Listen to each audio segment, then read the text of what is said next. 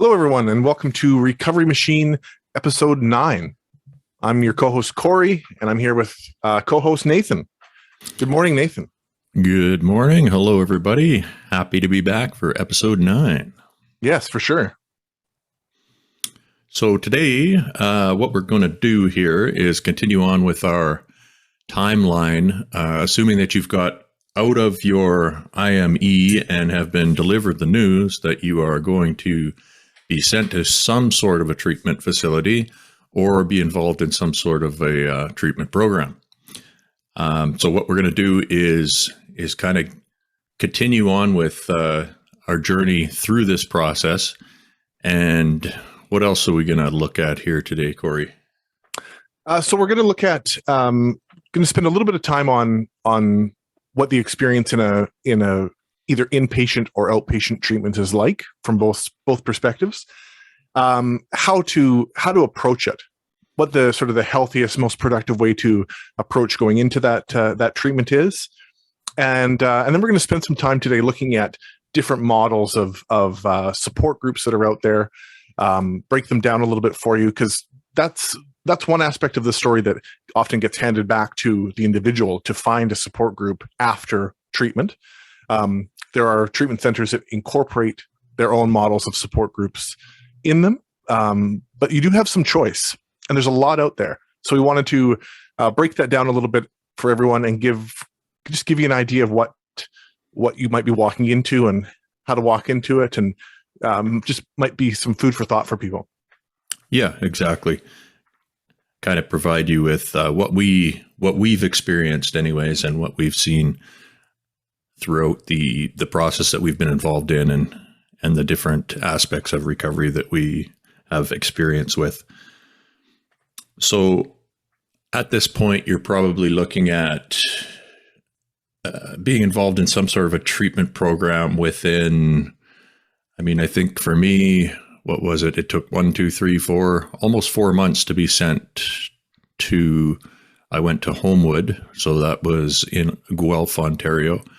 And how long did it take for you to get set up with a program there, Corey? Well, 3 months. Okay. So yeah.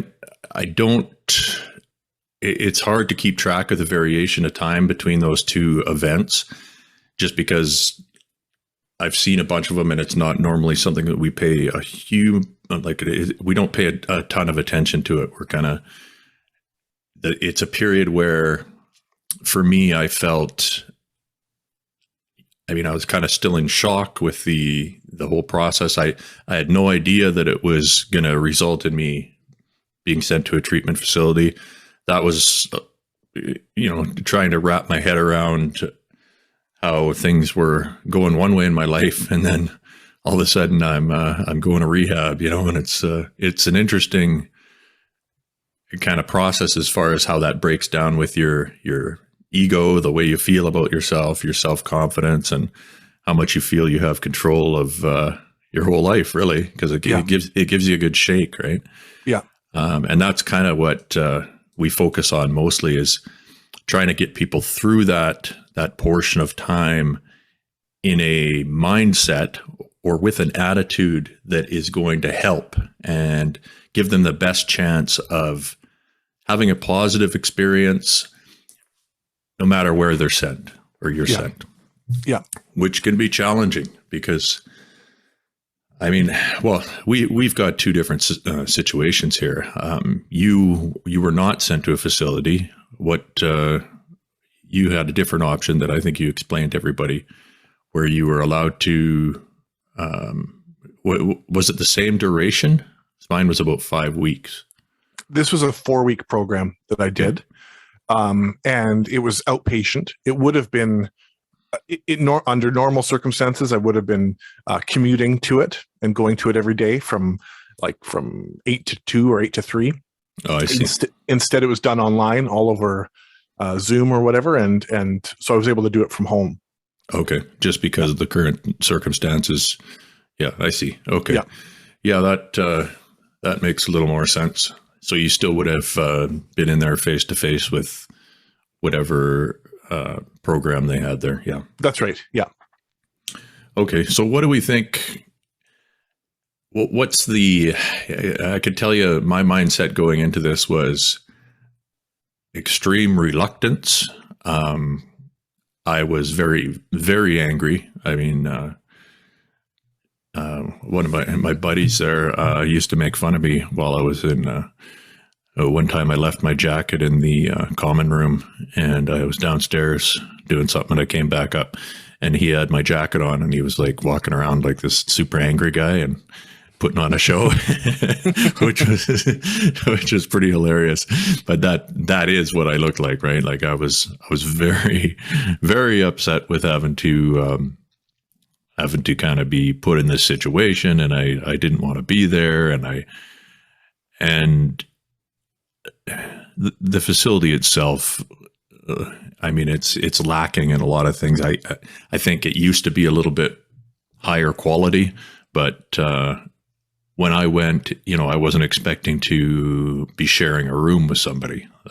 I thought that was, it's just little things like that, right? So for me, my, having a sanctuary where I'm alone is important. And when I didn't have that, it's one more thing that's kind of that you're dealing with on top of, I might not have been in acute withdrawal, but I was still very much in post-acute. I felt like shit, so you don't want to deal with those types of things. Did you maintain the same type of structure? Like, what kind of activities were you doing online? It was lots of group discussion, going over, before I started the program that I was put into, I was delivered a enormous binder of material, and every day we just would work through modules within the binder, and that was broken into topics and chapters, and so we would have a day on boundaries, we would have a day on family dynamics and family structure, we would have a day on assertiveness training, that sort of thing, and then there was usually portions of the day that were devoted to written work that we then submitted and shared, and then a portion of the day that was discussion based around whatever the module that we had done was. But in connecting to what you had said, Nathan, for me, I know what you mean. My home is sort of my sanctuary, and being able to be in my own space was really beneficial, and being able to have some privacy in it. And I went into it with the mindset of, because I was at home, if I had have gone to a facility, I think I would have been angry as well. But because I was at home and I had been heard with that, with my own need to be home and to be with my son, I had childcare set up for when I was when I was in the program. My family was incredible about helping me with that. But because I was able to have the privacy of my own home and reflect as I needed to and emote as I needed to with some of the material, it felt really safe. It felt a lot safer for me, and I think I got more out of it doing it that way than if I had to be sort of reluctantly taken across the country and done an inpatient program. Yeah, I think you would have felt the same way. You're right. And many people who were there, especially the people who were from BC, like one of the first questions we had was, why are we here? Why did you ship us all the way across the country? And, the typical response is because this facility has a better program for medical professionals, or they'll tell you they don't think it's as safe or confidential, or they want to avoid awkwardness with running into people that you may have you may have had as a client or patient in your professional practice, and both of which things are kind of nonsense. As far as, I mean, Homewood had nothing more than a pretty kind of slapped together. Well, actually, their caduceus program was the worst one I've ever seen in my life. It was so bad that's what actually led me to create Obsidian. It was so horrible, I had to do something about it. But the other program was just another meeting with, there was nurses and doctors and veterinarians and whatever, and we just got together at night. I mean, it's the same thing that you would do at any facility. Yeah. So, so that was weird. And for the people who did have kids, I was like, you know, you could see it in their face. It was tough for them, especially if it was somebody with with young children and they didn't have a lot of support. Yeah. So yeah, I mean,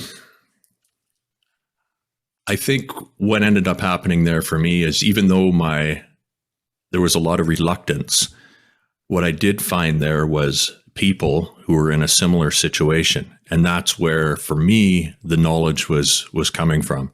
Yeah. The actual program with, you know, they've got addiction counselors there and addiction docs. And we were required to attend like at least one 12-step based meeting a day. And the whole thing was fairly 12-step orientated. So that part of it didn't resonate as much with me, but talking to people from all over the place who had faced all sorts of craziness gave me a lot of perspective. It let me know that, this is happening.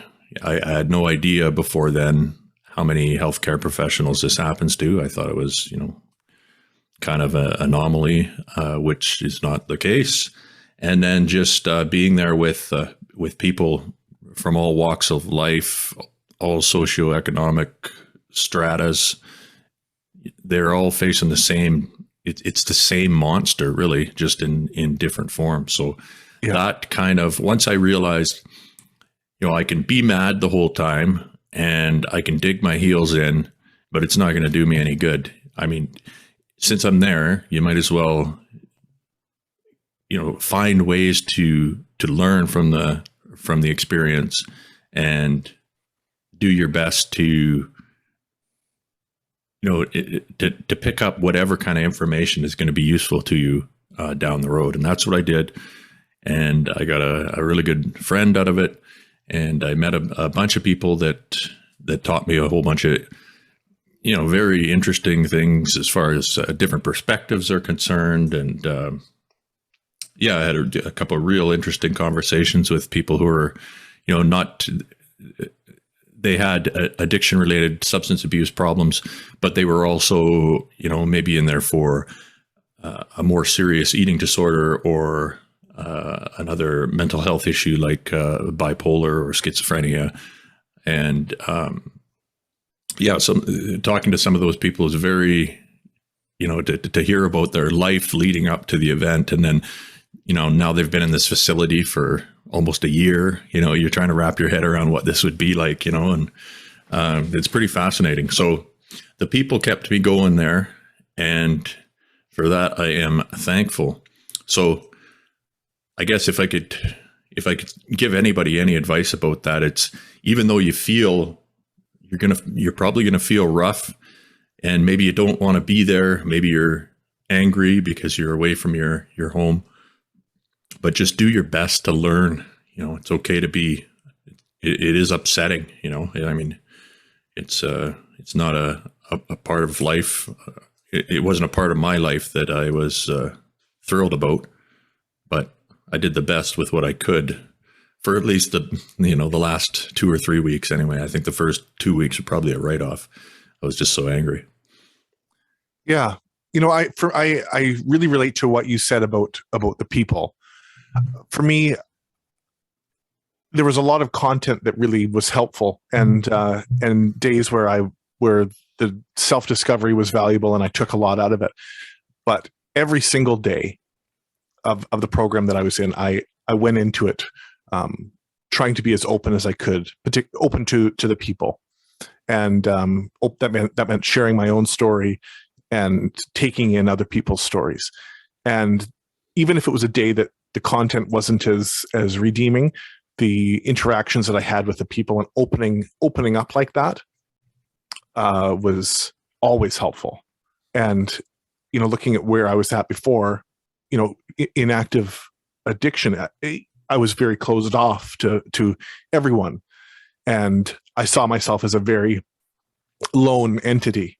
And so for me, part of the process of opening up meant hearing other people's stories and learning that I wasn't alone at all, and connecting with people based on that.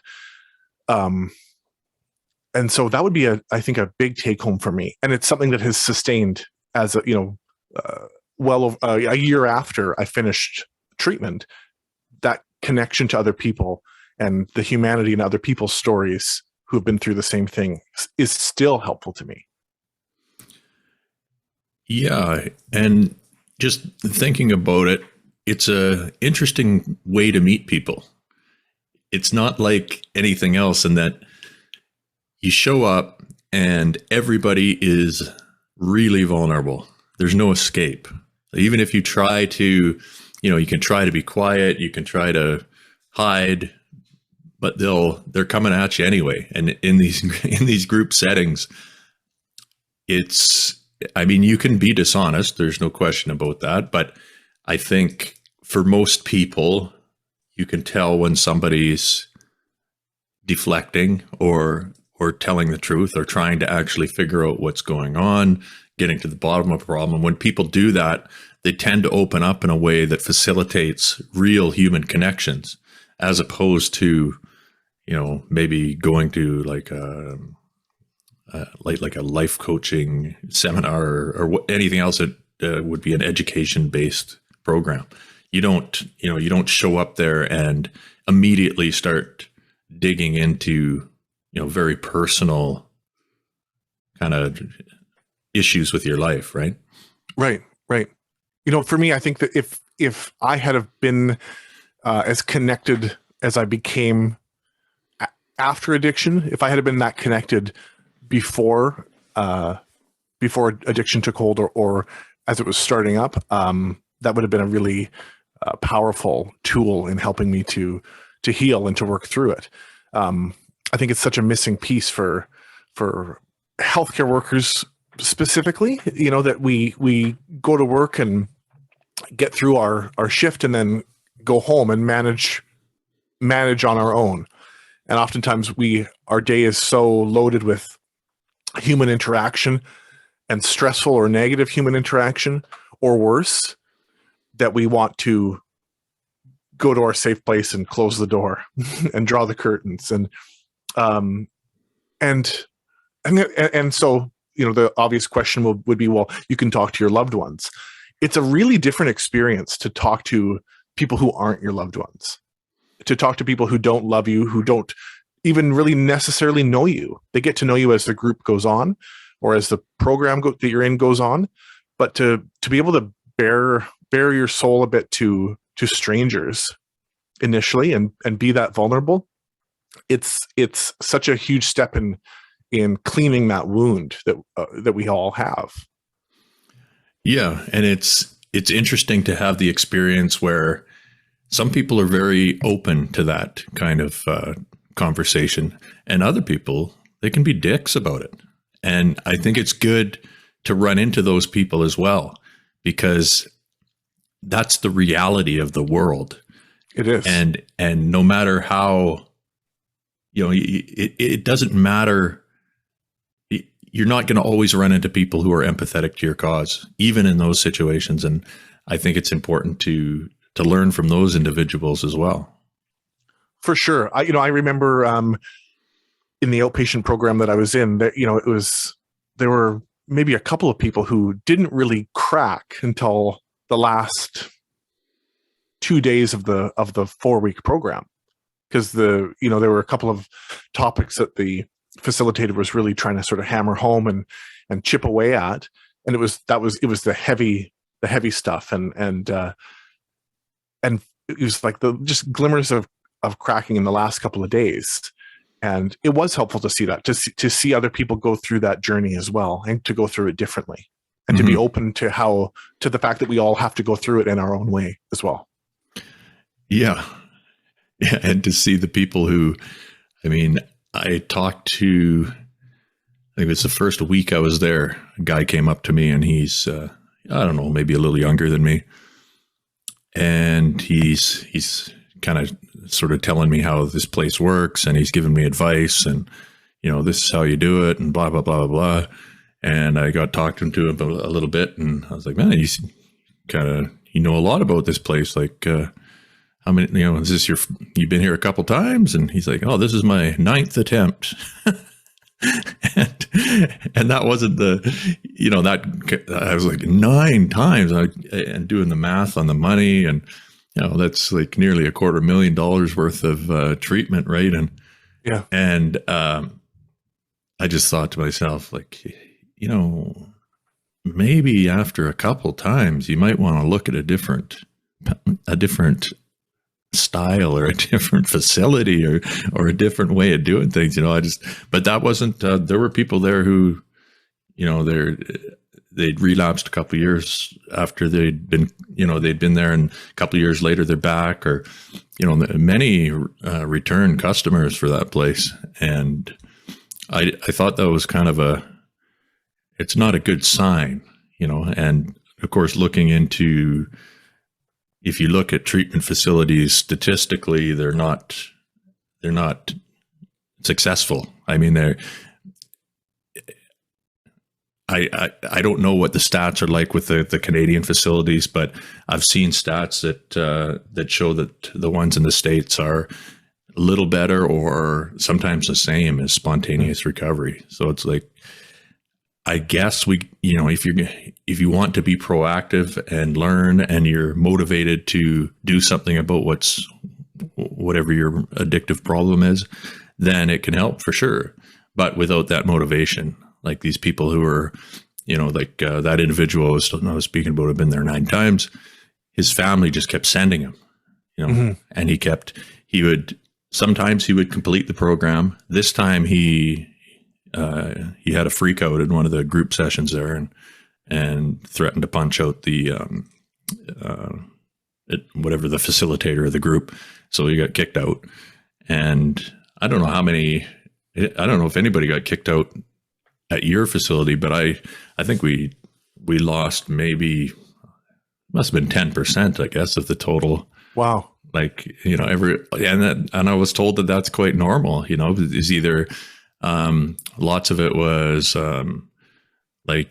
relationships, having relationships while they're there, or using on site, or the one guy got kicked out for being in a restaurant. He was spotted in a restaurant that served alcohol.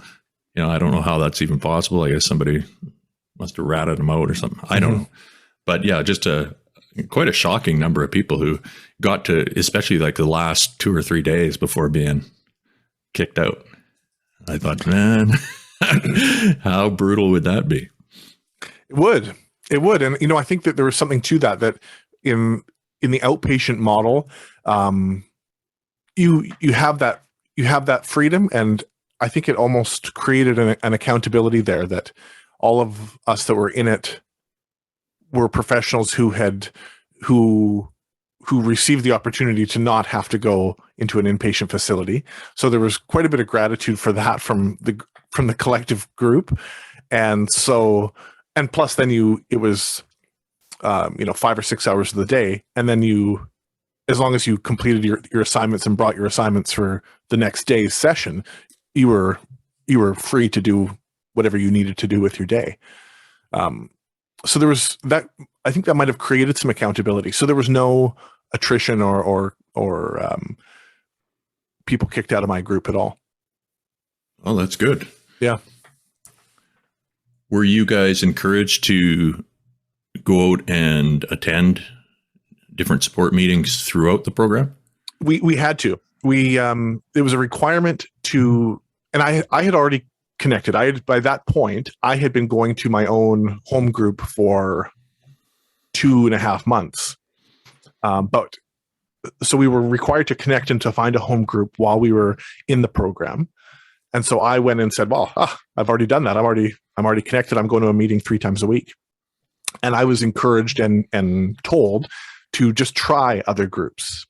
To keep my home group, that's great, because it was a model that they endorsed. But they said, just for the experience, go and attend some other meetings of different models, which I did, which I got a lot out of. As it was, it reinforced for me that that the model that I was already in was working for me and was a fit. But it was a cool experience to just kind of have that freedom to go and attend other meetings and see what I liked. Yeah, that would have been beneficial. I think in my case, we were very much steeped in the 12-step model where I was at there. Even the meetings when they finally let us, I think in the last 2 weeks, you're allowed to leave the grounds, the property. And then we could go, it's fairly close to the town center or whatever. So you could walk down there and there'd be different meetings and stuff going on throughout the week. But they were all 12-step. So we didn't get to experience, like you said, you're having success with one, and I think the one you're talking about is a smart recovery model, correct? Correct. Yeah. Yeah. And I didn't even know about smart recovery meetings until I got out of treatment and then started looking around. And it was my addiction doc who kind of made me aware of other options. So maybe we could discuss what those options are. Yeah. So the first one, because we've already been touching on a little bit, is 12-step. You have more experience with that than I do, but I have attended 12-step meetings, a handful of them, and have done some reading and stuff too. So what do you see, Nathan, as the pros and cons of that? Okay. Yeah, we can go through them and kind of discuss from keep in mind, this is a completely subjective perspective. Yes. You want to go through the steps here? Yeah, sure.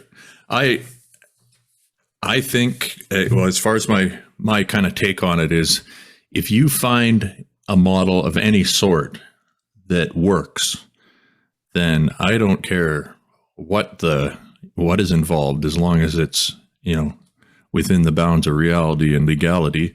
I think that's fine.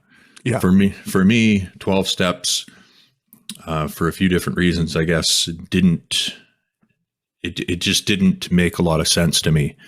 And I had more success with the smart recovery meetings as well. But I think the strength of all of these meetings lies in the getting together of people who have a similar problem, and everybody in general is of equal footing as far as power is concerned. You don't, when you've got a top-down kind of relationship, I think it throws everything out of whack as far as who's willing to be honest and who's willing to really communicate. So if you're in a group of peers, this appears to be something that by itself is extremely beneficial. Yeah. So that's, 12 steps checks that box. I think when I look at the program itself, I think back to, this is a program that was designed by two guys who kind of got together at a time where alcoholics or people who have trouble with any kind of drinking problems were basically write-offs. There's that certain type of drinker that, once and I think we all have witnessed at least one person who's got this problem. They're the type of people that they really shouldn't be drinking at all. They have seemingly no ability to moderate their drinking, and there's a substantial change in their personality when they drink. And I view this program very much as designed for that type of person. And from that viewpoint, I think it makes sense, especially if you take into account, I think it was the 30s maybe when this was designed, somewhere around the 30s. Yeah. So I think, religion, Christianity still played, well, it was that was maybe a bigger kind of, we were more narrowly focused on that as a belief system. And I think that's why it played heavily into how it was made up. But, but yeah, we can go through the steps and just kind of discuss, I suppose. So the first step, we admitted we're powerless over alcohol and our lives had become unmanageable. What are your thoughts on that one? Well, this is the kind of to me, the key word in there that is open for debate is powerlessness. And we will get into the SMART model after this, but this is kind of the whole question is, are we powerless? How much control do we have over our addictive behavior? But the second half of that statement of admitting that our life has become unmanageable, I think that's a very relatable statement in that, you know, for me, am I able to manage this on my own? Do I have control to stop, or are the driving forces that are pushing my addiction forward, are they the ones with the reins? You know, what were your, when you were in that situation, and you mentioned being kind of out of control. What did you feel was necessary to regain control? Was it only what happened as an option, or was there another way out, do you think, or how do you relate to that? Yeah, I think that at that time I did feel powerless and like it was unmanageable. But admittedly, I hadn't attempted anything other than my own lack of willpower to try to get control. I have no experience with trying to manage an addiction while using the 12-step program or any other program, and still having access to my drug of choice, which I think is a really different bag. So for me, the full reset and all the things that came with it, but the reset of taking myself out of that environment where I had access to opiates was essential, because my own thinking, my own thought process about trying to stop wasn't working. I certainly agree with that. Yeah, I felt the same way. I realized that the first time I detoxed that I had reached a point of it wasn't that I couldn't manage, like I was actually managing the problem.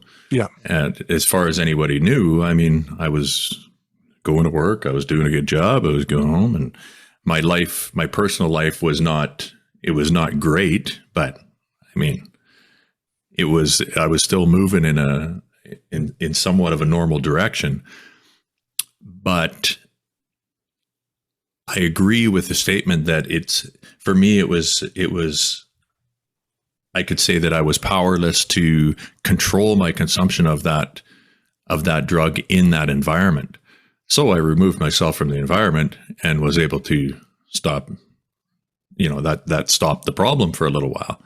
But then, as we know, I put myself right back in there, and, it happened again. So I guess you could say, in my case, I was powerless to control my consumption of that drug under those circumstances and in that environment. Yeah, I think that's accurate. So, and this also, when you look at this, from our point of view, it's okay, well, we have the option of removing ourselves, so we can take a break from that environment.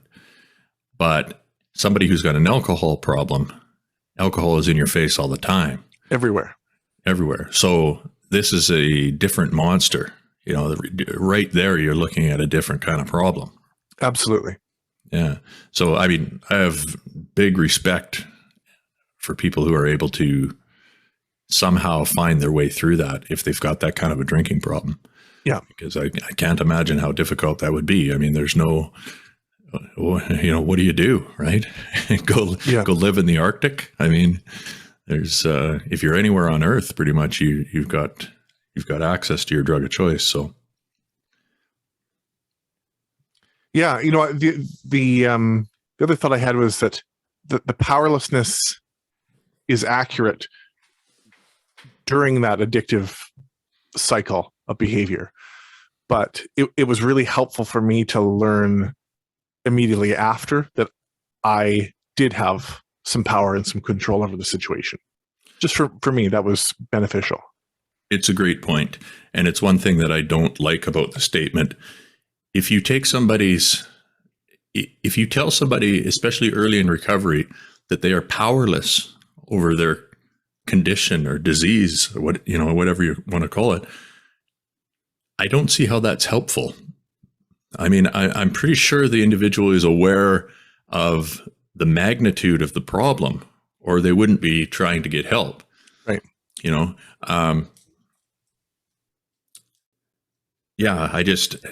I think even to hear those words, and I can remember being told that was the case, it automatically puts you in a victim stance, and it kind of makes you feel like, well, why try then? Like what's the point of you even attempting this? Yeah, no, for sure.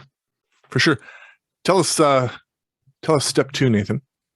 Step 2, came to believe that a power greater than ourselves could restore us to sanity. A couple issues with that wording, I guess. Restore us to sanity. I don't look at it as a problem of insanity at all. I look at it as quite a logical adaptation to a difficult problem that is extremely effective in the short term, but poorly effective in the long term.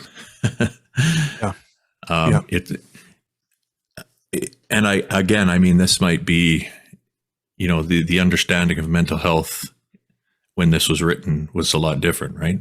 For sure.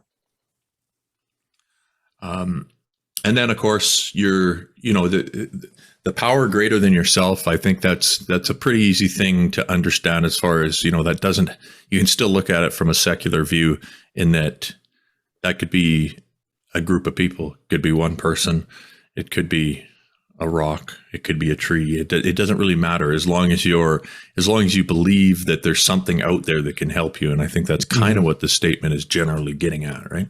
Yeah, and that statement has since opened up a lot in the last, probably in more recent years, that to accept other faiths and other belief systems, and it's not as narrow as it probably was when this was invented, for sure. Exactly. So already you can see the difference that it would make between somebody who was, say, an atheist, and somebody who's got a real strong base in whatever religion. Let's use Christianity as an example. You got a lot of faith in that belief system. Then I think it would be much easier to, kind of just throw your hands in the air and say, okay, yeah, no, I understand. I can't do this on my own. And I also believe that God can help me with this. And so that's a pretty straightforward kind of look at the problem from that point of view, right? Yeah, but if you were atheist or non-Christian 50 or 60 years ago, that step 3 could have been a stopping point for you right there. Like, you weren't getting too far into the program before you could have hit a pretty major roadblock potentially in your progress through the program. Right. So step 3, made a decision to turn our will and our lives over to the care of God as we understood him. Yeah. Yeah. So that kind of, if you're an atheist, that's kind of the end of the road as far as it kind of is, right? Yeah.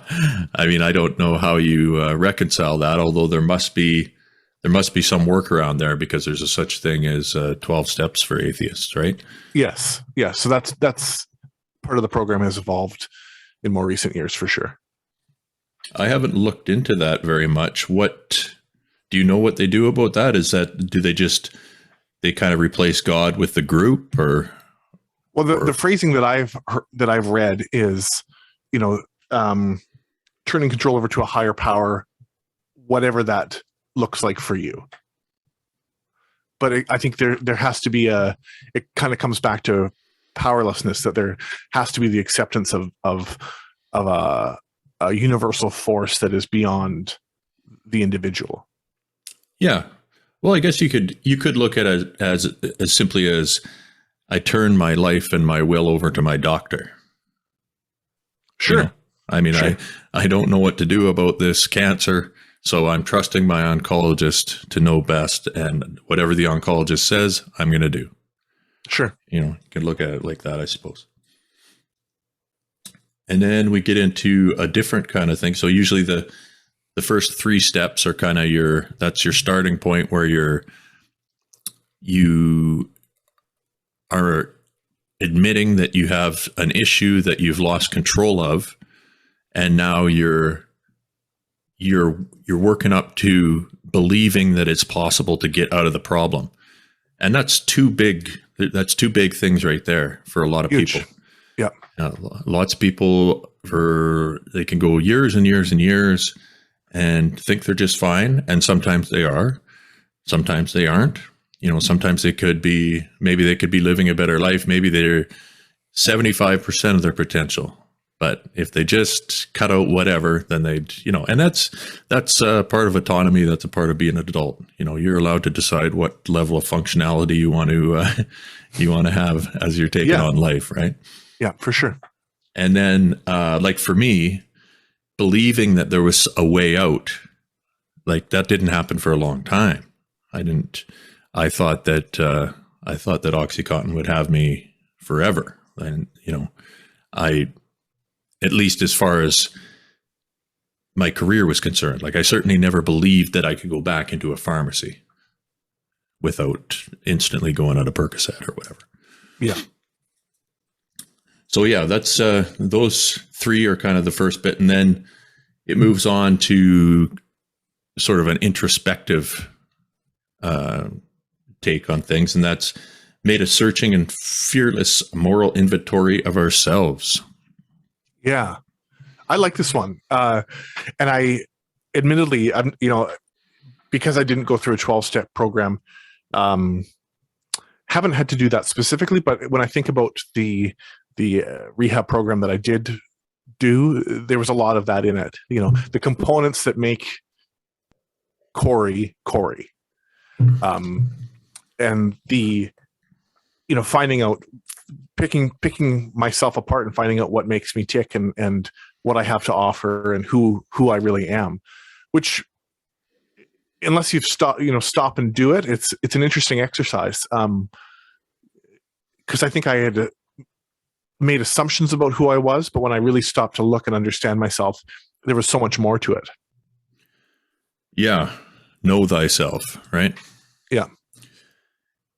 And yeah, I had a buddy tell me when I was going through this, and I was complaining about all this nonstop introspective work. And he said, well, there's never any harm in knowing yourself better. Right? No. And I mean, looking back on it, I would say there is harm in that it can get ugly, but overall, yeah, I think just the practice or the exercise of going back as far back as you can remember and really taking a look at whatever circumstances, environmental or otherwise, formed you as a person and added to whatever, and it might be things that pushed you in the direction of a substance use disorder, or it might be things that gave you strength or changed your character, provided you with resilience, whatever it may be. Excuse me.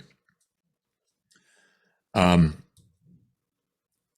got to a point myself, and I don't know, maybe you reached this, where I had went back and looked over and written and filled up so many books that I was like, okay, I don't think I can remember anymore. That's it. That's all I got for you. I don't have any, maybe as I move along, more, kind of ideas of where to look back in my history or who to talk to get a better perspective on what actually happened and stuff like that. Maybe there's some stones that are unturned that I could possibly access, but in my case, it wasn't that, I mean, there might have been a few environmental things that contributed to my problem, but it wasn't like I didn't have any real strong trauma events that would have been a big, siren going off as far as this is what's causing the problem, right? Yeah. The thing for me, I think that's different is I had been in counseling for 10 years or 12 years before addiction started for me. And there were things that I was looking at 12 years ago that I got to a certain point with. I don't think I was able to fully heal and stayed at this is when I'm in my early 20s still. And it was only when I was doing this really rapid, aggressive personal growth and changing during recovery that I revisited those same things. And it gave me a very different lens. And I think it was also just like the place in my life where I was really open and really willing to go there. So it gave me a different understanding of myself. And I think I'm, to a degree, I'm still doing that, where I have turned over the stones, but I'm still looking at them and understanding them with a different lens of mental health, Right. which is helpful, and is because I find I'm still in a place right now where I'm still learning, and yeah, but you have to be kind of in that.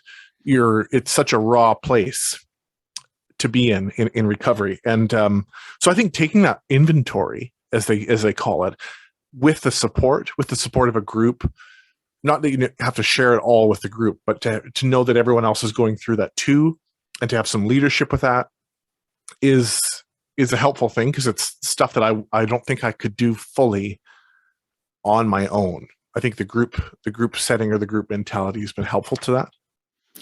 Yeah, I agree. I agree entirely. And I think that alone, you could put together a group, and the group's entire purpose could be one of introspection.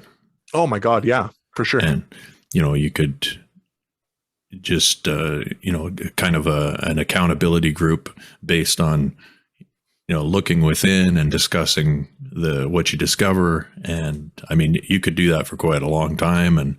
And for most people, it would probably be beneficial, not for everybody. And I mean, some people have, it's not always a good idea to dig up the past. I mean, that should be said as well. I think for some people, especially if they've been through some therapy as a result of some kind of traumatic event, there's a point that's reached where I think you can only process so much. And it's best to, you don't want to be living in the past all the time. But I think for some period of time, for most people, it's probably beneficial to just take a look back and get a better idea of what's driving you. Yeah, sure. And they say fearless. I don't know. A lot of people are scared to look within, I guess. A lot of people have trouble doing this, or the first time they do it, it'll be a very, a shallow dive type of thing, right? And they'll have to take many, many passes before they actually hit anything that's where you can tell that they're actually really trying, Yeah. So on to step 5, admitted to God, to ourselves, and to another human being the exact nature of our wrongs.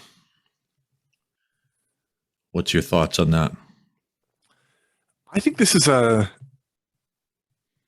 important one if it's done in a healthy, constructive way. I think that any of us who have a history of addiction, or those who don't, there are just many of us, period, who carry some degree of shame. And we talked about shame in our last episode. But shame surrounding our addictive behaviors, shame and guilt.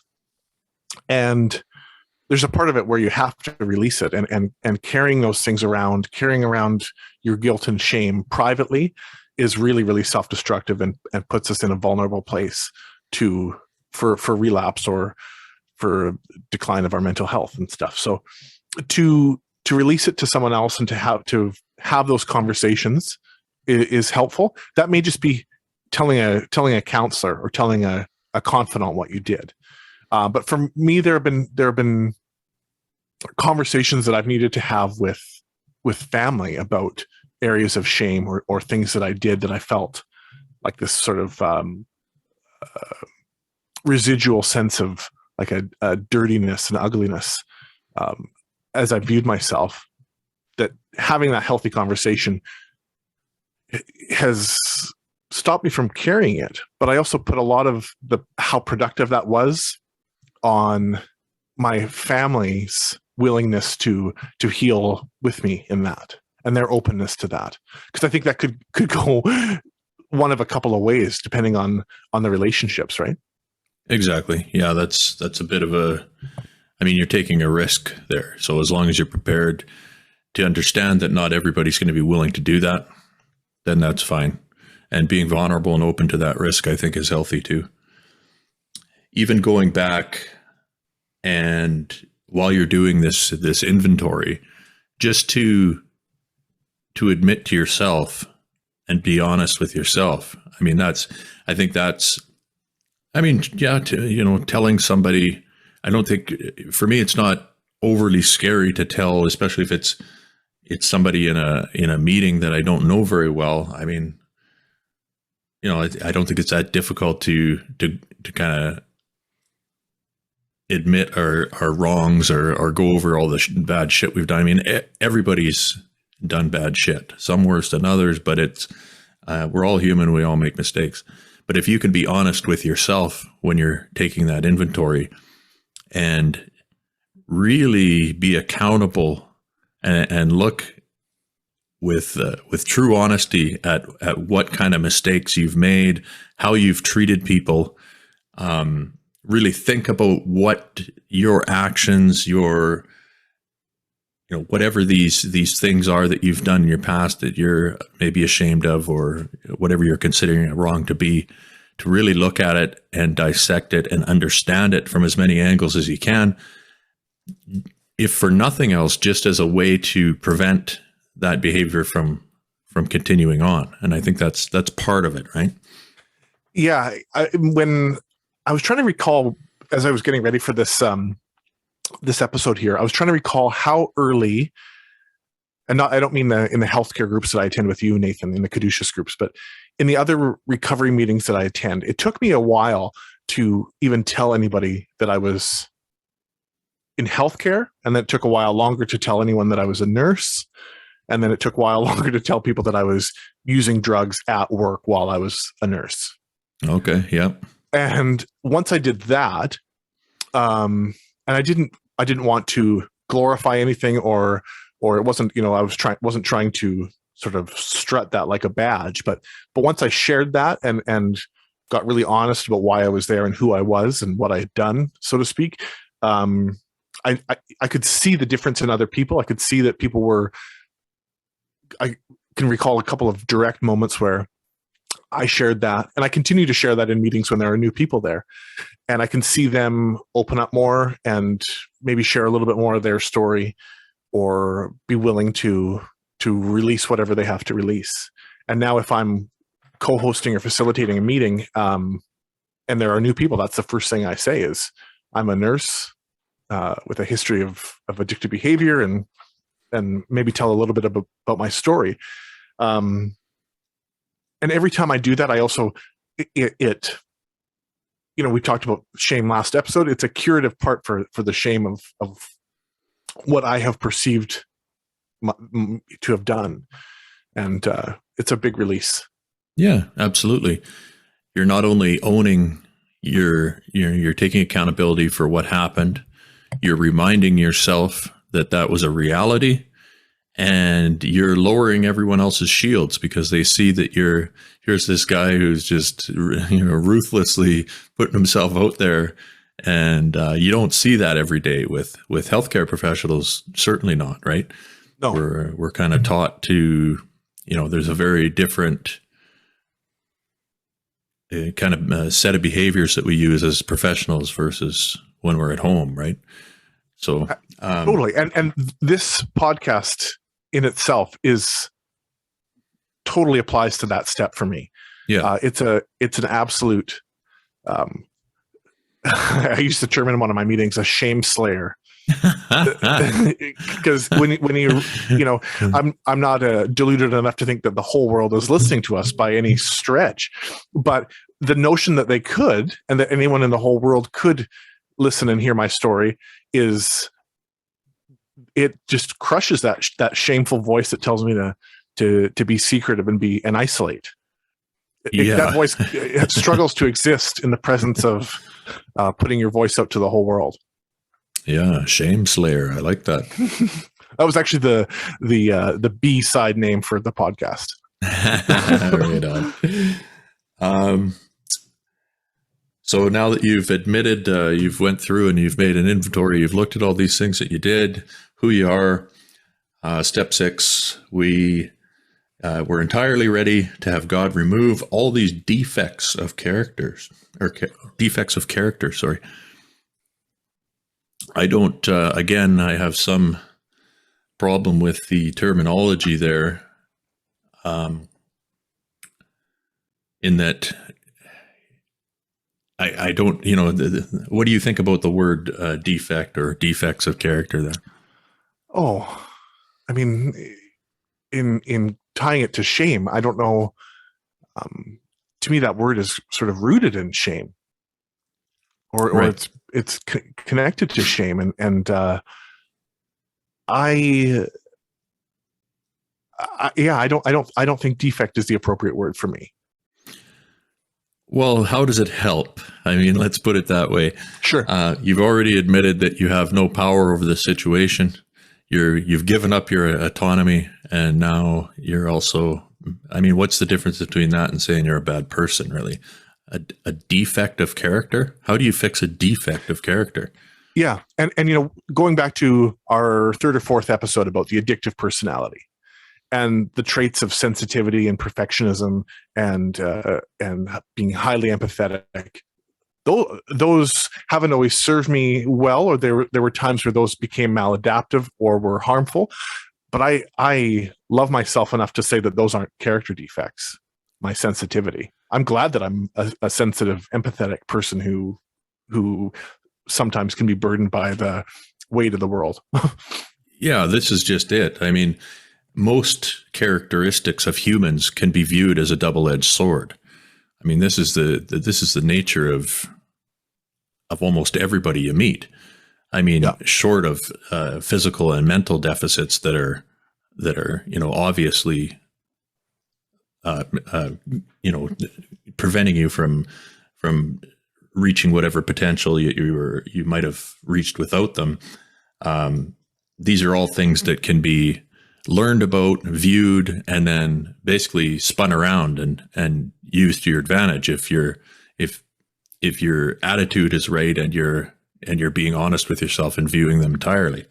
Yeah. It's interesting. What I've seen, I don't know if you've ever had the pleasure of going to a real old, if you get into a 12-step meeting where it's like you've got maybe 2 or 3 guys who are over the age of 70 there, and they've been sober for 400 years. They are there basically to tell stories to whoever they can because their wife wants them out of the house, this type of situation. So it can be brutal as far as it's just the same thing over and over and over. It's like every one of those meetings that I attended, I could have just summed it up in 5 or 6 sentences and moved on. But one of the things that kept coming up is, well, once they found out about the gene, I got the gene, the alcoholic gene, blah, blah, blah, blah, blah. And that's not a thing. There's no such thing as a gene that automatically turns you into an alcoholic. But that antiquated kind of notion or language or whatever very much plays into this defective character, right? And And how destructive is that to believe that it's like you're telling yourself not only you got this big problem that you're having a tremendous amount of issues resolving, but it's not even really your fault at all, because you've got this gene that's holding you back. I just I don't like that level of self-victimization. I mean, yes, we know that, as with everything, there is a contributing factor from genetics. When some of us are more predisposed to addictive behavior than others, there's no question about that. But it's always a combination of genetic factors and environmental factors. Never is one acting alone. And I don't think there's ever a case where you could blame the entire problem on, especially not one gene. That's ridiculous. But even a set of genes, I don't buy it for a second. And I think it's just kind of a leftover relic from a different age. But yeah, for sure. So they have a few steps here that are basically a process. So you're getting ready to remove these defects of character. And then step 7 is humbly asking him, being God, I guess, or your higher power, or the group or doctor or whoever you're dealing with, to remove our shortcomings. So this is interesting too, because for the people that find this helpful, that must mean that I don't know how a group of people could remove a defect of character. I mean, is that how you take that, Corey? Yeah, to me, the missing part of that sentence is, if you ask the higher power to remove that defect, there's still like a lot of work, personal work, that needs to be done to do that. It doesn't just obviously go away on its own. So and then the coming steps, I think, get into how, but that step itself leaves me wondering, well, there's so much more than that, right? Right. And maybe the power in this step is just the willingness. So that you've done some bad things. That you've got some behavior patterns that are not working. They've made things unmanageable. You believe that there's a way out. And so you're willing to, maybe it's another way of saying, I'm willing to make changes in who I am. Yeah. And surrender.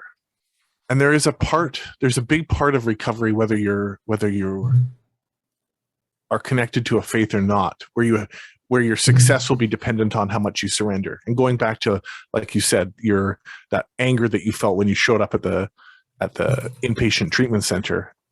And if you continued storming around like that, the whole time you were there, and then when you got out, and then for years that followed, you wouldn't be the person that you are today, probably, I would venture. I don't want to put words in your mouth, but like, there's an element where you have to resign yourself to, this isn't working, and what can I do? And what can and can I accept the help of others too? Yeah, that's exactly what I was going to add there. I think everybody does reach a point where, I realized that I was not enough. It couldn't be just me taking on this problem. I needed outside help for sure. And I couldn't facilitate quality. How am I supposed to form these connections or reach out to people, be vulnerable when I'm in a state of anger like that, right? So totally. I allowed myself to continue to be angry at the things I was seeing at that facility. They make me angry to this day. But as far as my own personal, growth or recovery is concerned, it didn't serve me to continue being angry at the whole situation. I had to at some point say, okay, let's shift this energy. I can't attack this problem. If I'm going to use anger, that energy is it's fuel for fixing problems, right? And if there's no way to funnel it constructively into taking on a problem, then all you're doing is you're just exhausting yourself for nothing, right? It's like you're swinging in air. And that's what I realized that I was doing there. There were some things I could do to make things better down the road, but I couldn't do anything at that point. So it was best to simmer down a little bit and, not forget. I didn't forget. But yeah, you've got to surrender to some extent. Yeah. So step 8, made a list of all the persons we had harmed and became willing to make amends to them all. So this is,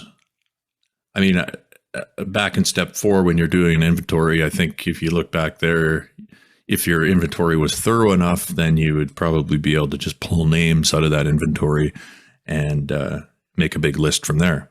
Mm-hmm. But have you ever attempted this, Corey?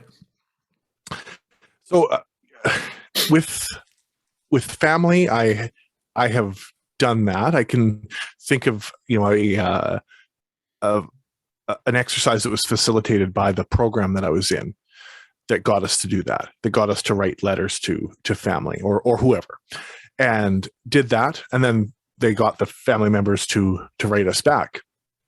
That was a really helpful exercise for me and my sister.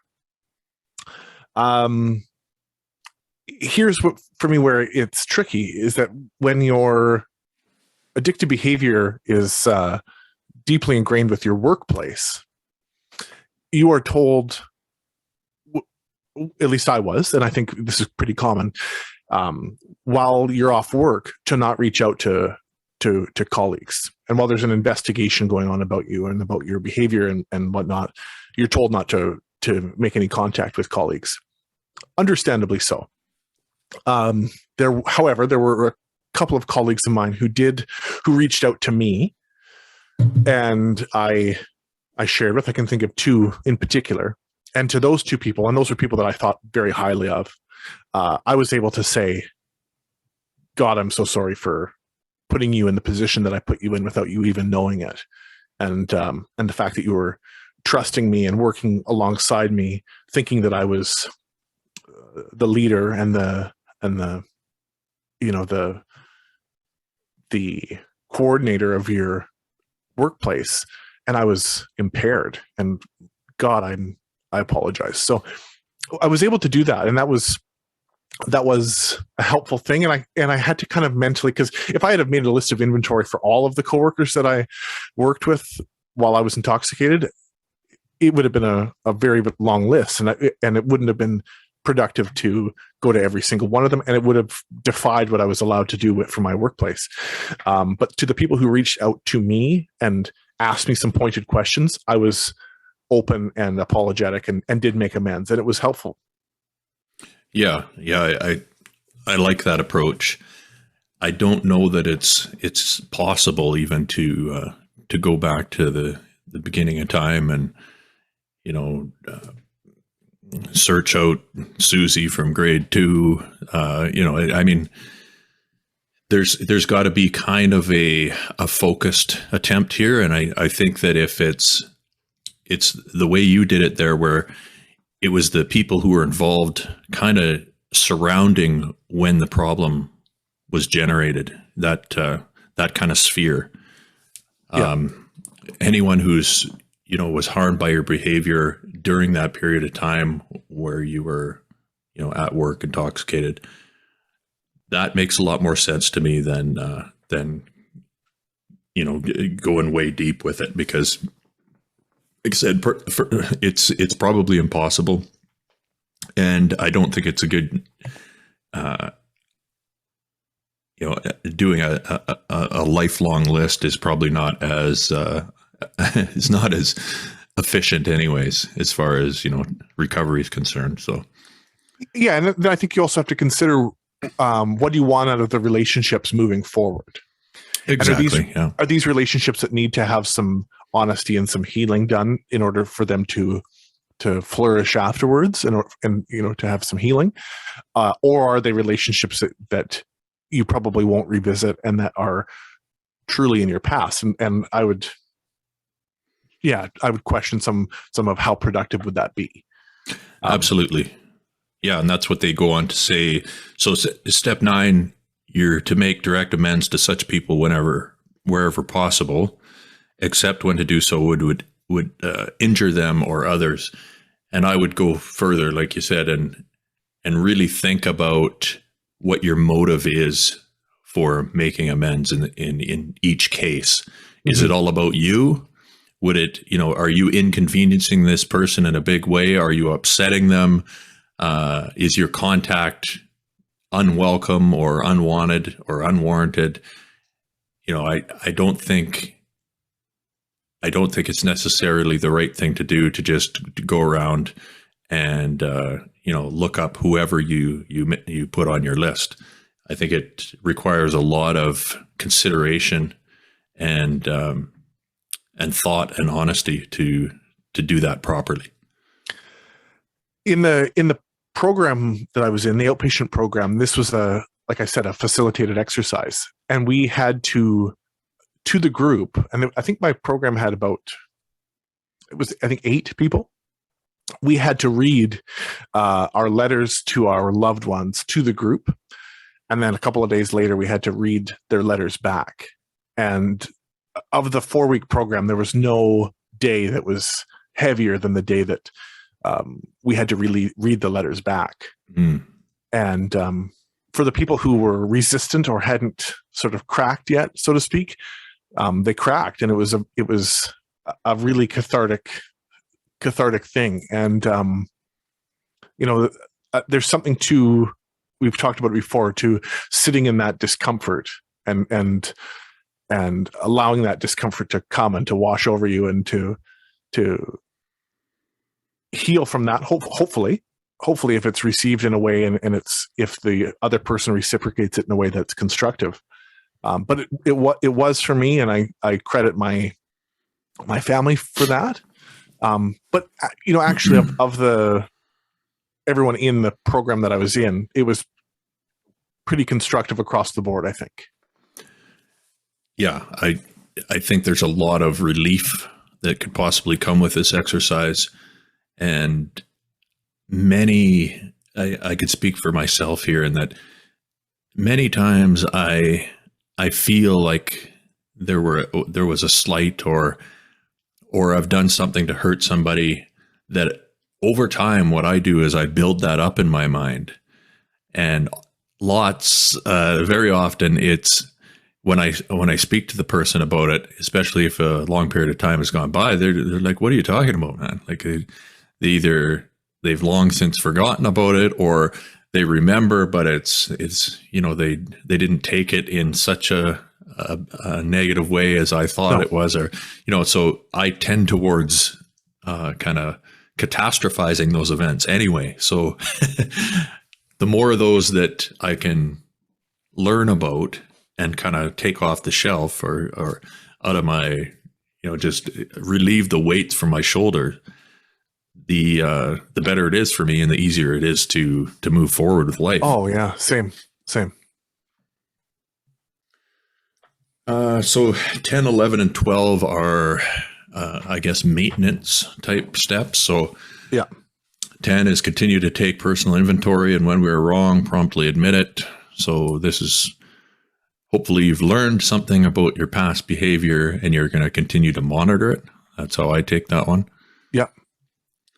11, sought through prayer and meditation to improve our conscious contact with God as we understood him, praying only for knowledge of his will for us and the power to carry that out. That's an awfully religious statement there. But I think it can be broken down into, let's say, making a habit of meditation, and that alone would probably suffice. Sure. Sure. I'm not a 12-step guy, but for me, I would interpret that for myself as being a connection with nature, a connection with the universe. And am I feeling that connection to the people in my lives, to music, to all of the things that kind of fill that cup for me, and which includes self-reflection too. To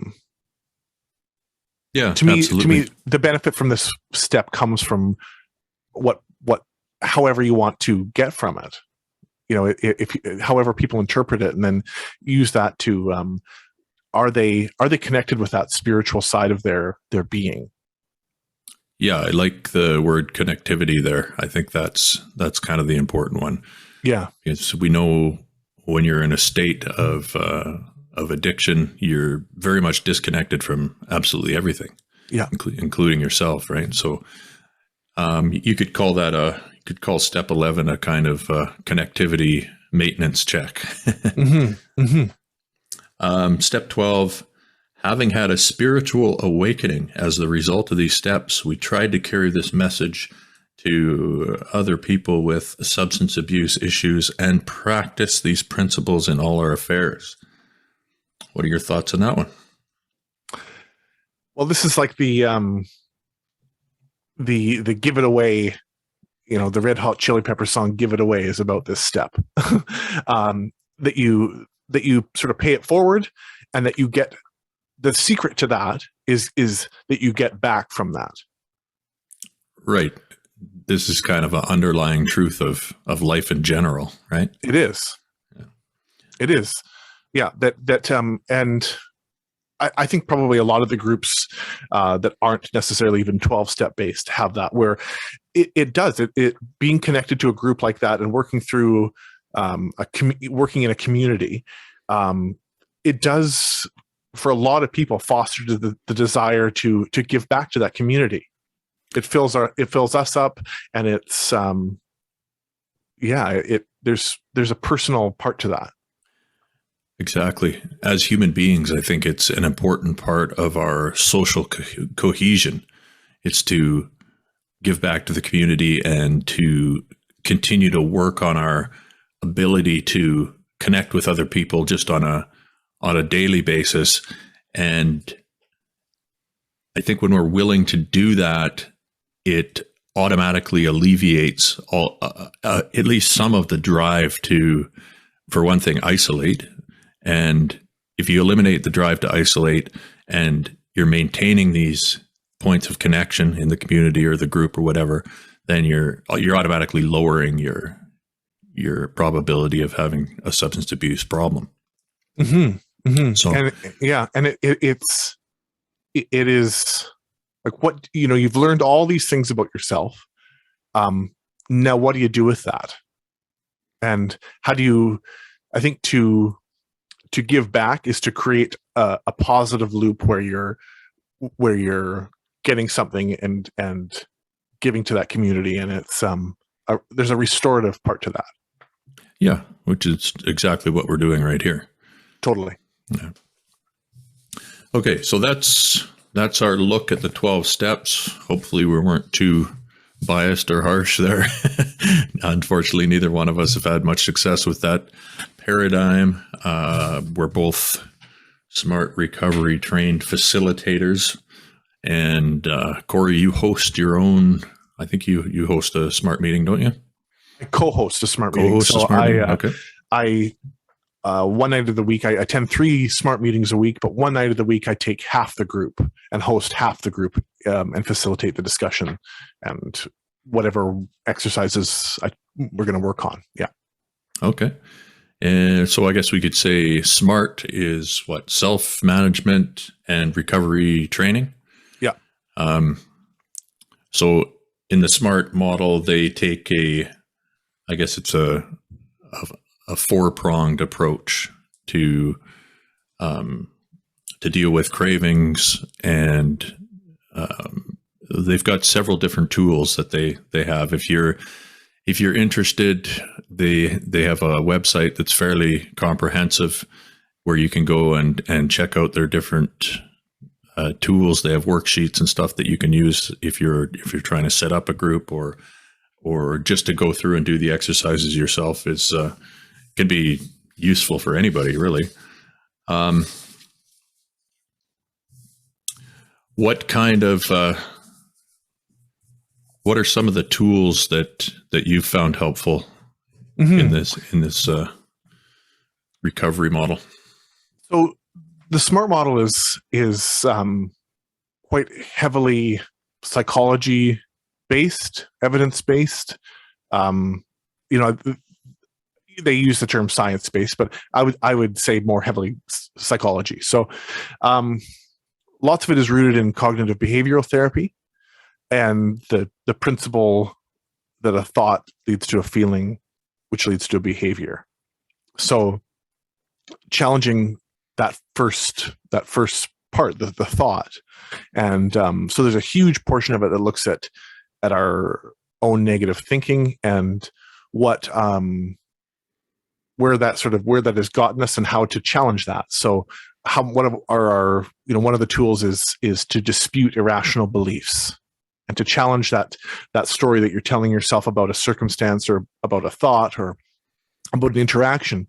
And is your mind telling you a rational story about that? Or is it telling you something that is catastrophic or that is downing yourself in the process, or that it's just not true, where you're thinking about the worst case scenario? Yeah. Catastrophizing, like you mentioned, black and white thinking. These are two things that I'm prone to as far as negative thinking is concerned. I also like to fortune tell, and I believe I can read minds. All awesome stuff, superpowers. Unfortunately, these thoughts are not correct. So what could be an example of an irrational belief? One that we I discussed this morning was discussed in a meeting that I attended this morning. Was I can't cope with this urge. I can't get through this urge, which I think is something that a lot of people feel early on. But even just that simple statement, is that rational? Is it true that you can't cope with this urge right now? Well, when you say that, quickly you can kind of come to, well, if I had some tools or if I used some distraction or if I reframed that thought, reframed it to be, I can cope with this urge. It might be tough. It might take me going outside for a walk or picking up the phone or picking up a paintbrush, but I can. Yeah. It also helps to, what I'll do often is do a reality check, just from whatever statement I'm making in my mind. Like if in that example, I can't get through this craving, I said, well, what's the worst thing that's going to happen if you just try? If you don't cave to this desire, are you going to die? Right. No, you're not going to die. Okay. Well, are you going to feel shitty? Well, I don't know. Maybe I feel shitty right now. Are you going to feel shitty forever? Oh, that's pretty unlikely. Right. So probably this is a temporary thing. Yeah, it's probably temporary. Okay. Well, if it's temporary, then maybe you can cope with it if you just, take a few deep breaths and find something constructive to do and revisit it in a little while, check again. Yeah. That kind of thing. Another tool the tool that has been the most helpful to me and that I have to apply to my life on almost a daily basis is the ABC tool. Okay. So this tool is what is the A is the activating event. So for me, that an example would be a social interaction, and I'll break down an easy example of this in a moment. But A is the activating event. B is the belief around that event, which is in other words, the story that we tell ourselves. This is a story you're telling yourself in your head about what's going on with this social interaction. That's right. Yeah. Okay. C is the consequence. what is the effect that belief has on my well-being, on my thought process, on everything. And then D is disputing that belief. Going back to B, dispute that belief, and then E is effectively changing that belief and coming up with a new belief. So, quick example.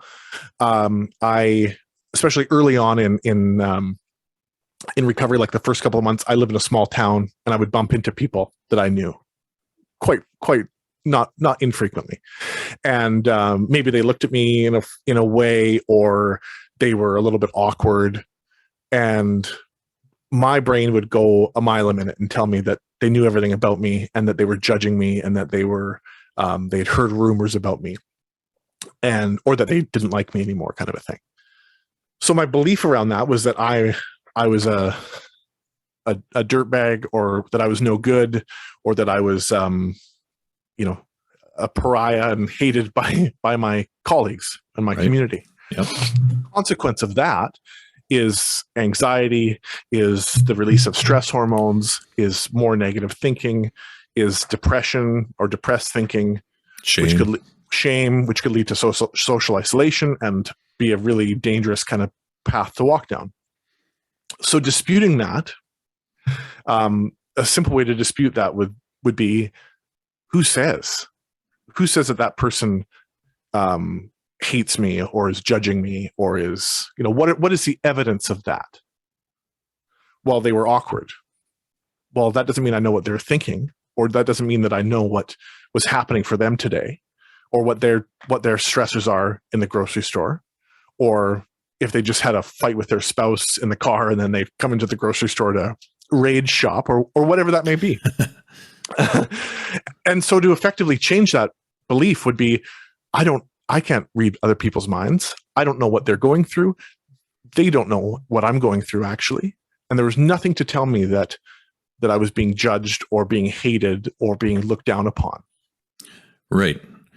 And that's not to say that, sometimes your inclination or your intuition could be correct, but sure, that's not really the point. The point is realizing that you can't be correct all the time. It's just, it's from a probability statistical point of view, it's impossible. So one thing that I've learned over the last, 10 years is a big difference between me at 43 and me at 30. People don't generally give too much of a fuck about what you're up to. They are much too tied up in their own affairs, and that's a general statement across the board that can be said to be true in most of your interactions with people. It's not to say that people are completely self-absorbed or are only interested in themselves. It's just, it's not all about you. And I think that, we tend to, some of us, I think both of us are guilty of this inner dialogue that is magnifying social interactions for sure. It's magnifying them, looking too deeply into them, making things out of them that aren't really there, or coming to conclusions or deducing without enough evidence to make those kind of assumptions. Yeah. So trying to reframe your thinking in this way is extremely beneficial, not just from a recovery standpoint, but from a everything standpoint. And I think this is why cognitive behavioral therapy is such a useful tool, just to go over the basics and have an idea of how flawed thinking and negative thought patterns can influence us in our day-to-day. That's right. For me, it can be a cascade. And I have caught myself in that I can be outside in my garden on a bad day when I'm not catching that negative thinking. And I can look and say, oh my God, I've got a lot of weeds to pull in my garden.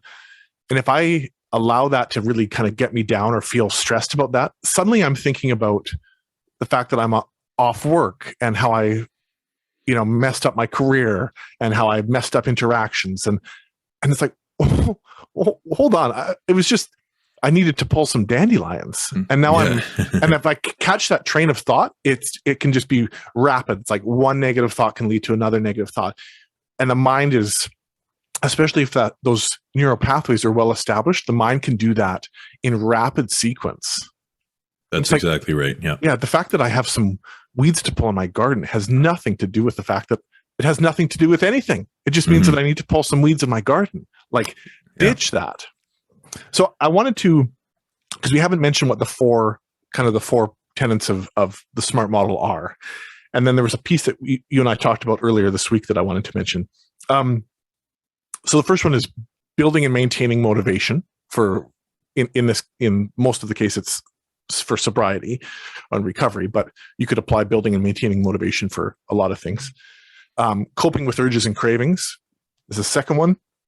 Managing thoughts, feelings, and behaviors, which is what we've just been talking about here. And living a balanced life.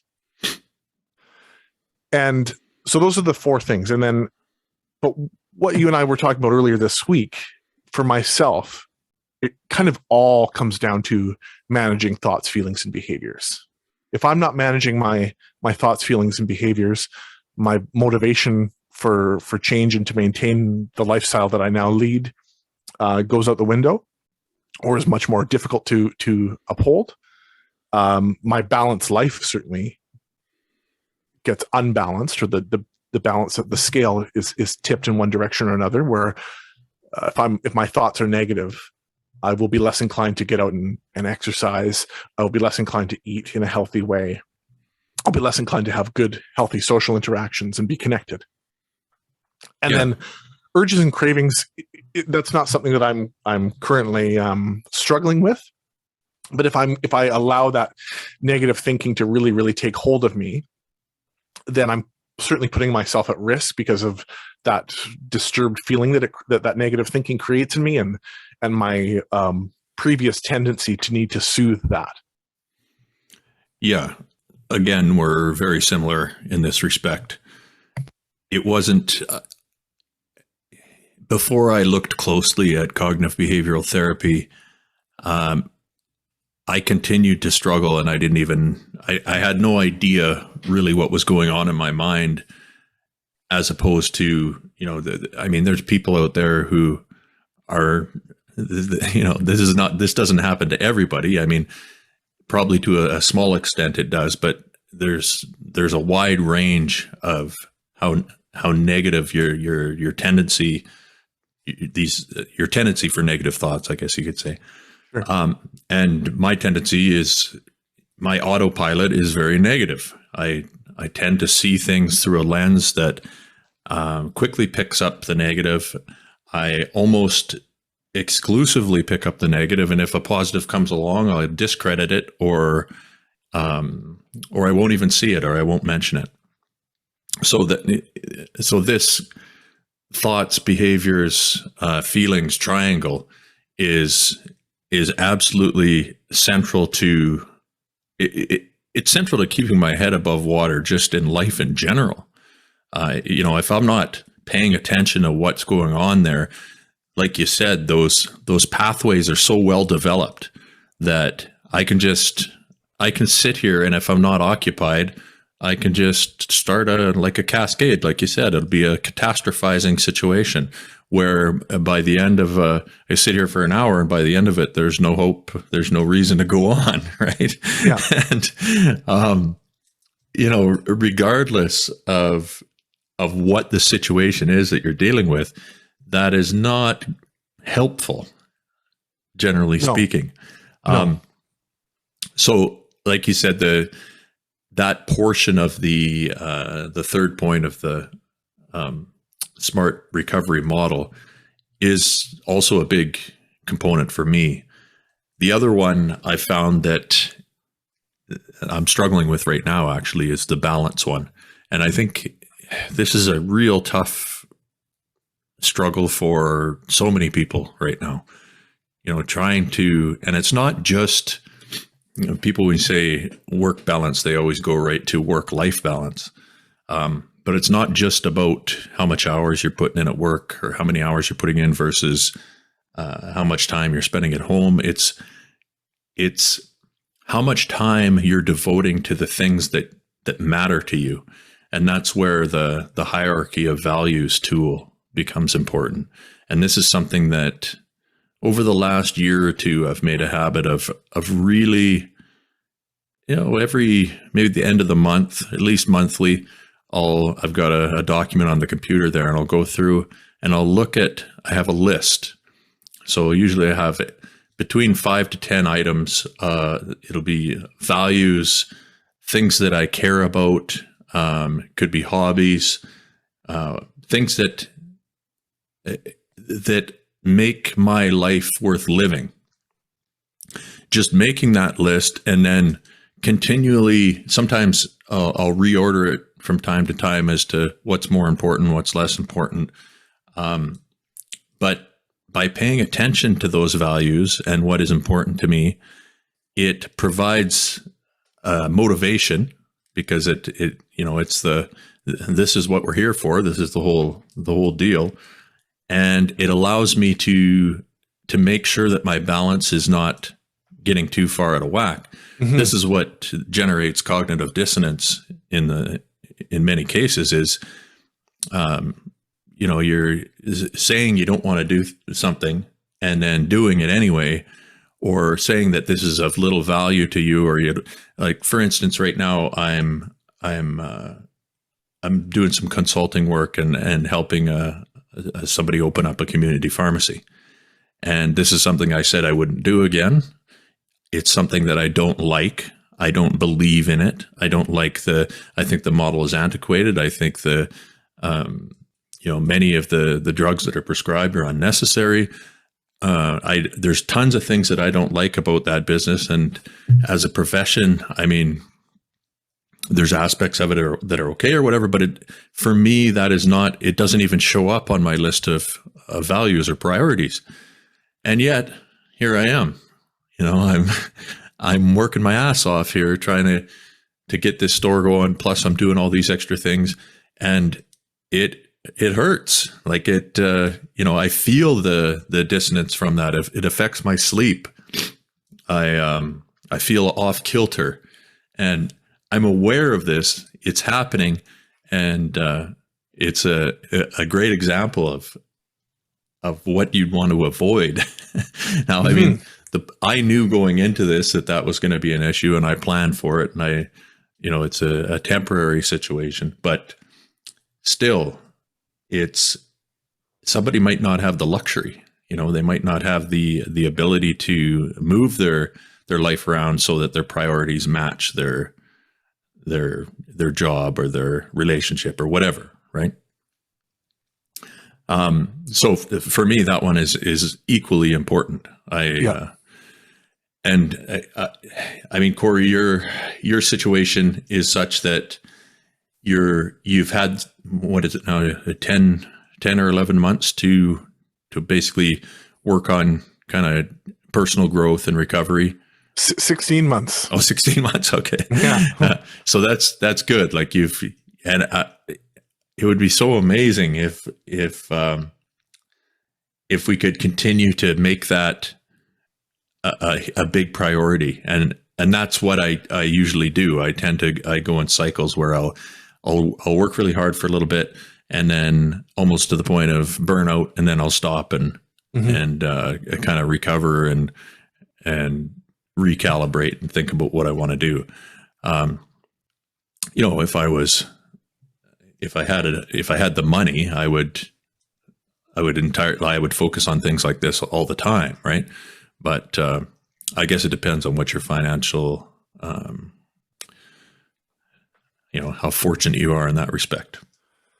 Yeah, it'll be interesting for me when I go back to work, and I guess I'm also posing this as a question to you, Nathan, about when we're in those moments that are challenging, or that can create some cognitive dissonance that are not aligned with our value system or our hierarchy, is what is our thinking in that moment? Like, are we, I would like to, one of my sort of plans is when I go back is to kind of log or try to catch when that negative thinking comes in at work, and what's happening at work that is triggering that, and am I able to catch it? And then of course the key is, what do I do with that?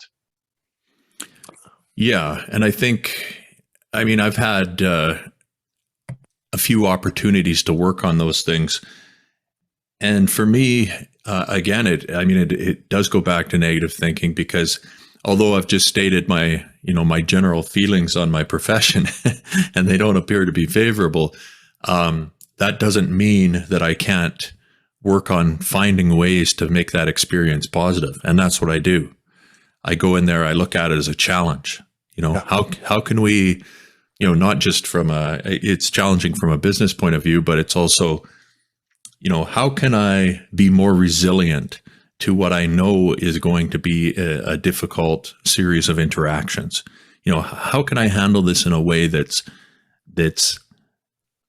healthy from a psychological point of view, so that when I'm finished with those transactions at the end of the day, I don't go home, a ball of knots and stressed right out. So these are things that I think I look at it as an opportunity to build resilience. At the same time, it helps tremendously to look at it as something that's temporary. I can't, there's a limit to what I can do in that field, right? So if I was to say, I know some pharmacists sign contracts. I've never signed one in my life. And I think the reason for that is I don't know how I would tolerate the feeling of being, obligated to continue for a long period of time. It's just, it's a difficult job that's, there's a lot of issues with it, but it doesn't really matter. Whatever your profession is, it's that, if you're having to do something that, or you feel that you have to do pharmacy, like I feel I have to go back there and this is an opportunity to do a few things that are a little bit different. It's an interesting business situation. So I think I can look past the fact that it's not aligning with some of my values, as long as it's a temporary thing. Now, there's a part of me that says, no, you're wrong. This is incorrect. You still shouldn't be doing this. I think I probably should not be in pharmacy at all anymore. Just from a safety standpoint, I don't think it's smart being that close to drugs like that for me. But we'll see how it goes. I mean, I've been, for the last maybe 5 years, maybe more, I've been, stuck in this kind of, well, maybe I'll do something else. Maybe I'll, and I have lots of projects and interesting things that I do to kind of keep busy elsewhere. And it's not like I'm not attempting different things, but I haven't gotten serious like a person who's starving is serious, if you know what I mean. Mm-hmm. So I don't know at what point that'll happen, but I guess we'll find out in time. The brain sort of needs reminders of how temporary things are, and of impermanence. It knows that we are in an uncomfortable situation, or a situation that doesn't align with our values. But if it's not reminded that that will pass, it can kind of tell us that we're going to be in that forever, I think. And although you rationally know that it's not forever, I think that it is a helpful thing to repeat that. Like, I know some people who repeat "this too shall pass" as a daily mantra. Life itself, of course, but also that moment of discomfort, or that craving for some people, or that sadness, or that grief, or whatever it may be, that it's all temporary. Yes.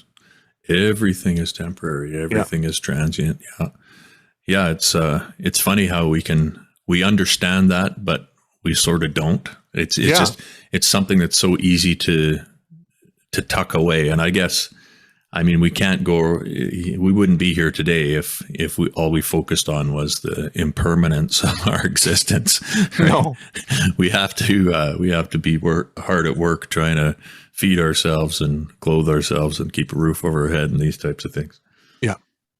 But, so yeah, was there anything else we wanted to bring up about the smart recovery? I think we gave kind of a decent overview there. Yeah, a little taste of it. And I agree with you. There's lots online. There are lots of tools. There's a workbook online as well that has lots of practical information and practical tools that you can work through independently. Yeah. Yeah. Yeah. Okay. So we've got all the different variations of the 12-step model, and we've discussed the smart recovery model. There are other kind of different variations of peer support groups out there. There's one for women specifically, women in sobriety, or sobriety for women, something like that. Yeah, Women for Sobriety is one.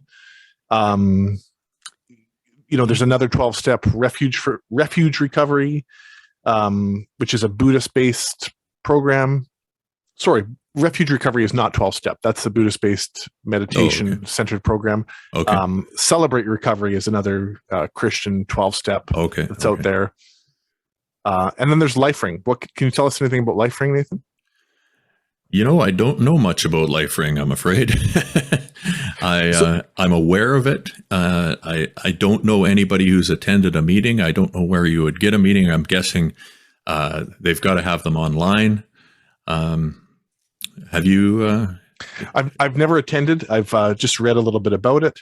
I was telling you before the meeting, they describe themselves as bio-psycho-social cultural. Right. The gamut. They are all but it things. Is peer support based as well. A little bit more. The language is a little bit more directed at self-empowerment as well. So to me, it probably fits somewhere on the spectrum of 12-step, and smart. LifeRing might be in the middle.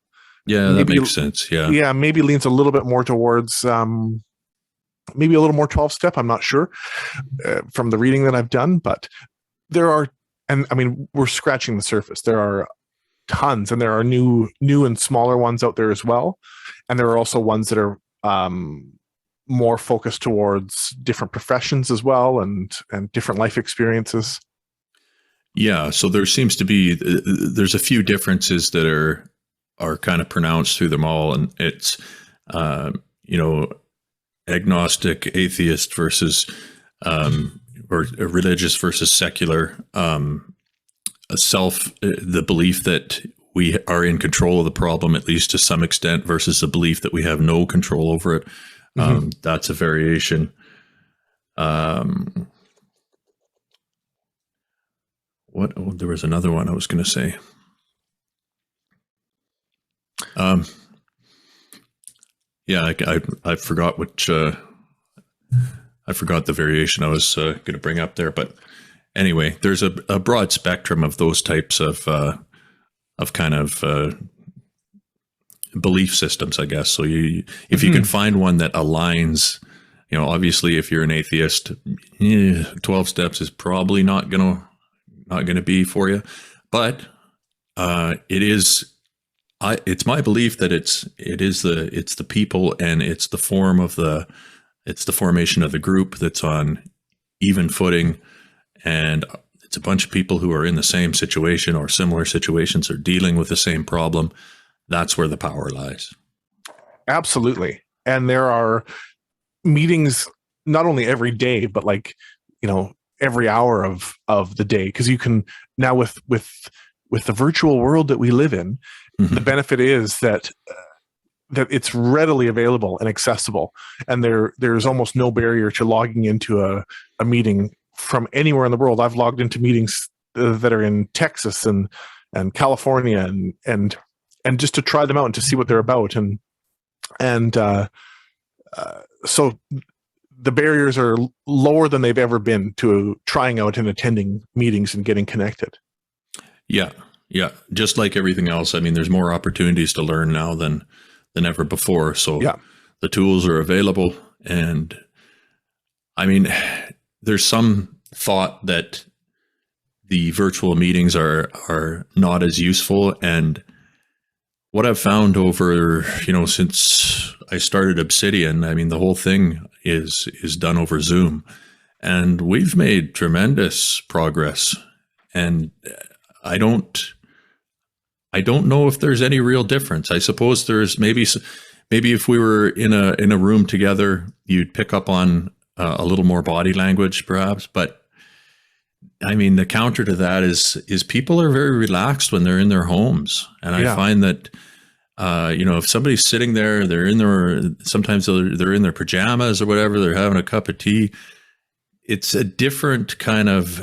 Often they're more willing to kind of discuss things that maybe they wouldn't be if they were in a more, out at not a formal setting, but actually out with a group of people. So there's it's a give and take, but I haven't found that the virtual meetings are lacking. I could put it that way. And it's Same here. The quality of conversation that I've been a part of in virtual meetings is incredible. And for myself to be able to get my son to bed and then be in a meeting sometimes 10 minutes later, just having enough time to make a cup of tea, say, it's great. It removes the stress of trying to get to the meeting and of trying to make it fit in with your life. If it can fit in that much easier and readily by doing it online, then so be it. Yeah. Well, look at it this way. If maybe you're a busy individual and the only way you've got an hour a week to go to an in-person meeting, but if it's virtual, you can make 3 meetings a week. Yeah. I mean, this is kind of I've got lots of clients down on the coast, and for them to try to attend the type of meetings that we do with Obsidian, there were people who were commuting like an hour and a half, 2 hours to go to a meeting. It's absurd. I mean, I couldn't imagine spending that much time just to get to a group of people. So yeah, my opinion's obviously a little biased, but that's my feelings on it anyway. Yeah. And yeah, I think that's probably a pretty good overview. So that'll give you guys a little bit of an understanding of what you're getting into, what you're going to see when you get to a treatment facility, or whether you do an outpatient treatment program. One way or the other, you're most likely going to come into contact with some sort of a peer support group. So hopefully we've kind of provided an overview there that is useful to you. And do you have anything to add to that, Corey? No, I hope so too. I'll just add, if you are watching us on YouTube, please feel free to comment, like, and subscribe, and all that stuff. You can follow us on Spotify and recoverymachine.org, our website, where you can watch or listen and stream, and things are updated. So each episode will be up there. Absolutely. Yeah, so we'll leave it there, and we'll see you guys next episode. And until then, stay safe, and we'll see you next time. Yep. See you soon, everybody. Thanks, Nathan.